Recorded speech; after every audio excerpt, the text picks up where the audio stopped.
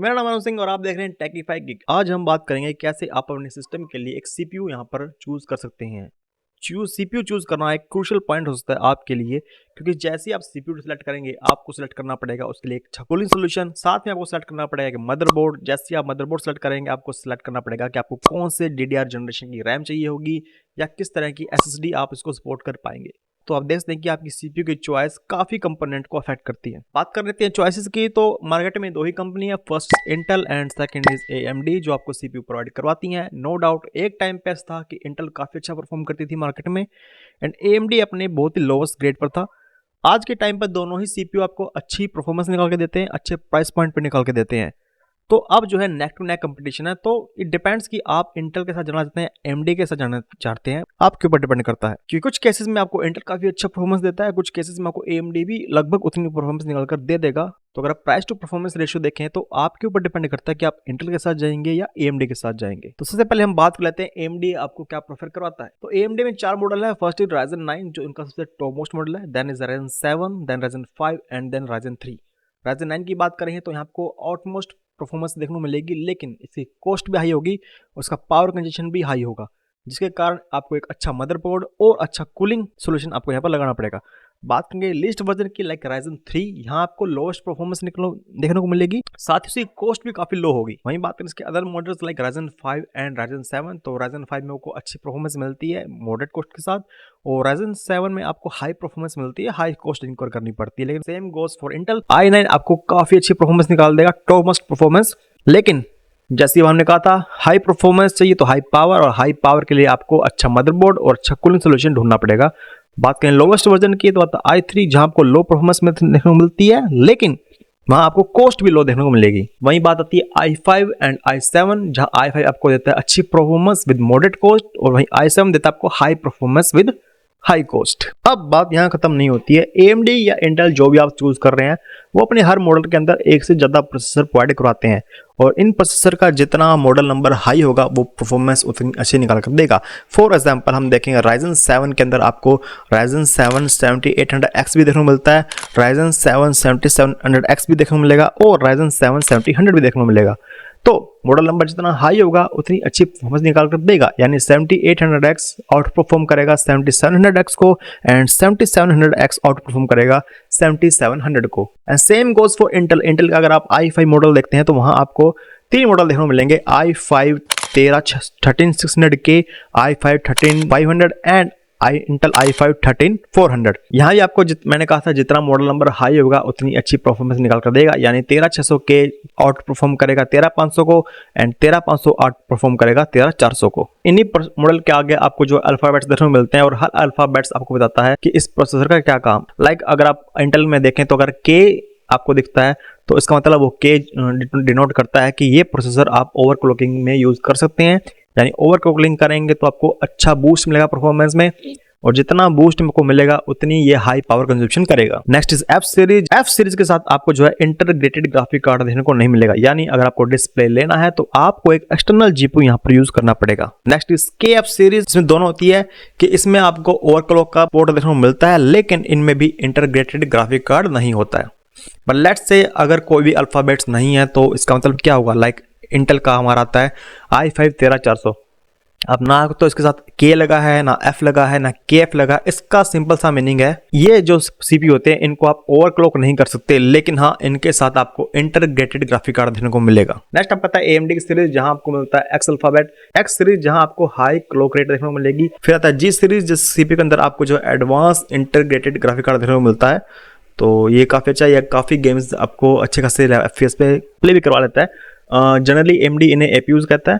Third आपका आता है जिनके अंदर लिखा होता है 3D लास्ट में। 3D में जो है इसमें आपको AMD's की 3D कैशे टेक्नोलॉजी देखने को मिलेगी, और ये जो CPU है काफी, इनके अंदर जो कैशे मेमोरी है काफी लार्ज होती है, और ये गेमिंग में काफी अच्छा परफॉर्म करते हैं।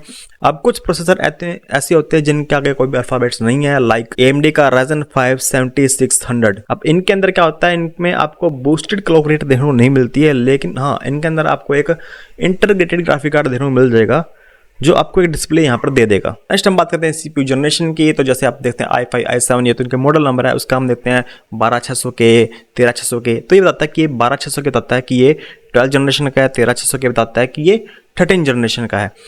हम जब भी पीसी बिल्ड करते हैं तो हमारी कोशिश ये रहती है कि हम जो है हमेशा नए जनरेशन का सीपीयू हम यहाँ पर यूज़ करें, लेकिन क्योंकि नए जनरेशन क्या होते हैं अपनी प्रीवियस जनरेशन से फास्ट होते हैं और वो आपको अच्छी परफॉर्मेंस निकाल कर देते हैं। कई बार ये होता है कि नई जनरेशन का लो लेवल का सीपीयू भी जो है पुरानी जनरेशन के हाई सीपीयू को भी टक्कर दे देता है। जैसे इंटेल का i5 13600 के आपको बेटर परफॉर्मेंस दे देगा, इंटेल के i7 के 12 जनरेशन यानी 12700K से बेटर परफॉर्मेंस निकाल कर दे देगा। बहुत से बिल्ड्स आप देखेंगे जो पुरानी जनरेशन पर किए जाते हैं और वो भी काफ़ी अच्छा परफॉर्मेंस निकाल कर देते हैं। नेक्स्ट आपका आता है सीपीयू के सॉकेट्स। अब सीपीयू का सॉकेट यानी ऐसा सॉकेट जहां पर सीपीयू असल में यूज होगा, ये आपको दिखता है मदरबोर्ड के अंदर।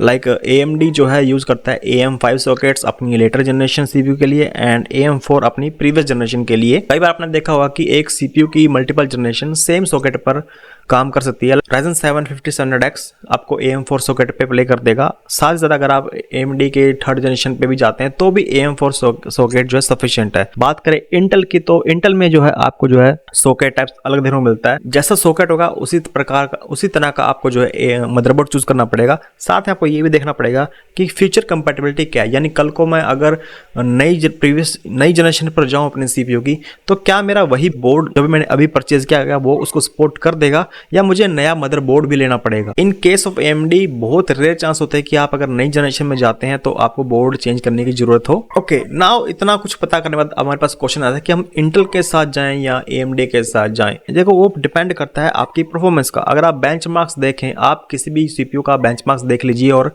कंपेयर कर लीजिए किसी भी सीपीयू को, AMD के सीपीयू को इंटेल के सीपीयू से, और जिसका बेंचमार्क अच्छा आएगा आप उसे यहाँ पर यूज कर सकते हैं। जनरली हम यहाँ पर भूल जाते हैं कि हमने अच्छा सीपीयू परफॉर्मेंस के लिए चूज करना है, लेकिन कई बार वो चीजें कॉस्टली पड़ जाती हैं। लाइक अगर आप इंटेल का एक अच्छा सीपीयू लेते हैं तो उसके साथ एक महंगा मदरबोर्ड ही आपको लेना पड़ेगा और साथ में आपको एक अच्छा कूलिंग सिस्टम भी यहाँ पर लेने को पड़ेगा, जिससे ओवरऑल कॉस्ट जो है बढ़ जाती है। वहीं बात करें राइजन में तो आपको मदरबोर्ड आपको जो है काफ़ी मदरबोर्ड ऑप्शन मिल जाते हैं जो कि बजट के अंदर होंगे। साथ ही इनको जो है हाई पावर कूलिंग नहीं चाहिए होती, तो ओवरऑल कई बार आपका AMD का बिल्ड है जो वो कम पैसे में बनता है और आपको जो परफॉर्मेंस में जो डिफरेंस मिलता है वो 1 या 2% देखने को मिलता है। तो ये सब चीजें यूजर के ऊपर डिपेंड करती है। मैं आपको ये कह दूं कि इंटेल इसमें बेस्ट है तो वो चीज गलत होगी, कि जरूरी नहीं है कि इंटेल हर चीज में बेस्ट हो और जरूरी नहीं है कि AMD हर चीज में बेस्ट हो। कई बार हम कम पावर वाले प्रोसेसर के साथ कॉम्प्रोमाइज कर सकते हैं अगर हमें काफी अच्छी कॉस्ट कटिंग देखने को मिल रही हो। मेरा मानना यह है कि आपको बेंचमार्क चूज करना चाहिए और ऑनलाइन काफी वेबसाइट्स हैं जो बेंचमार्क प्रोवाइड करवाती हैं। आप उनके बेंचमार्क्स देखिए, कंपेयर कीजिए और अपने प्राइस टू परफॉर्मेंस रेशियो देखिए कि किस सीपीयू पे पैसा लगाने पर आपको अच्छी परफॉर्मेंस देखने को मिल रही है। ऐसा कभी नहीं होगा कि आप सेम पैसा लगा रहे हैं इंटेल पे और AMD पे और इंटेल जो है आपको 70 से 80% ज़्यादा बूस्ट दे रहा है और AMD बिल्कुल ही कम दे रहा है, या मैं कह दूं कि AMD बहुत ज़्यादा परफॉर्मेंस दे रहा है और इंटेल बिल्कुल ही कम दे रहा है। ऐसा बहुत ही रेयर चांस है, 1% से भी कम चांसेस होंगे ऐसे जहां आपका इंटेल और AMD में नेक टू नेक कंपटीशन नहीं हो। अब बात करते हैं और क्लॉकिंग। देखो इंटेल में आपको ओवर क्लॉकिंग देखने को मिल जाती है कि जो K सीरीज है, बट वो आपको डिपेंड करता है कि आप क्या उस ओवर क्लॉकिंग को यूज कर पाओगे या नहीं कर पाओगे। अगर आप नॉर्मल गेमर हो, आप नॉर्मल वीडियो एडिटिंग करते हो, तो आपके लिए एक हाई ओवर क्लॉक वाला सीपीयू इतना कामयाब नहीं होगा, आप उस पर पैसे वेस्ट ही करोगे। ओके, सेकंड थिंग, अगर आप ओवर क्लॉकिंग लेते भी हैं तो आपको एक अच्छा मदरबोर्ड भी लगेगा क्योंकि हाई पावर कंजम्पशन होने वाली है, और आपको एक अच्छी खासी कूलिंग सिस्टम भी आपको देखना पड़ेगा ताकि आपके उस सीपीयू को है ठंडा रख सके। एंड जितनी ज़्यादा ओवर क्लॉकिंग उतना ज़्यादा पावरफुल सीपीयू, तो उसी हिसाब से आपको एक अच्छी खासी PSU में भी पैसा इन्वेस्ट करना पड़ेगा। अब हो सकता है कि आप इतना पैसा इन्वेस्ट करें ओवर क्लॉकिंग में, उसके बाद आप जो सॉफ्टवेयर यूज़ कर रहे हो या आपका पर्पज़ है वो ओवर क्लॉकिंग को यूज़ ही नहीं करने वाला है, तो फिर पैसा यहाँ पर आपका वेस्ट हो जाएगा। अब इंटेल के अगर आप बजट के सीपीयू लेते हैं तो वहाँ आपको ओवर क्लॉकिंग या ओवर बूस्ट का परफॉर्मेंस ऑप्शन देखने को नहीं मिलता, लेकिन अगर आप AMD के अगर आप बजट सीपीयूज भी लेते हो तो वहाँ आपको एक अच्छा स्टोक कूलर के साथ साथ आपको थोड़ा बहुत ओवर क्लॉकिंग भी आपको देखने को मिल जाएगी, जिससे आप अपनी परफॉर्मेंस को बूस्ट कर पाएंगे। तो इंटेल के साथ अगर आपको ओवर क्लॉकिंग करनी है तो आपको अपना बजट हमेशा हाई ही रखना पड़ेगा, और सिर्फ सीपीयू का नहीं, आपको एक अच्छा मदरबोर्ड भी लेना पड़ेगा और अच्छा कूलिंग सिस्टम भी लेना पड़ेगा, जिससे ओवरऑल कॉस्ट जो है वो और भी ज्यादा हाई हो जाएगी अगर आप इंटेल बिल्ड के साथ जाते हैं। वो डिपेंड करता है कि आपका क्या काम है उस। तो आज की वीडियो में बस इतना ही। अगर वीडियो पसंद है, वीडियो को लाइक और शेयर कीजिएगा और मेरे चैनल को सब्सक्राइब कीजिएगा।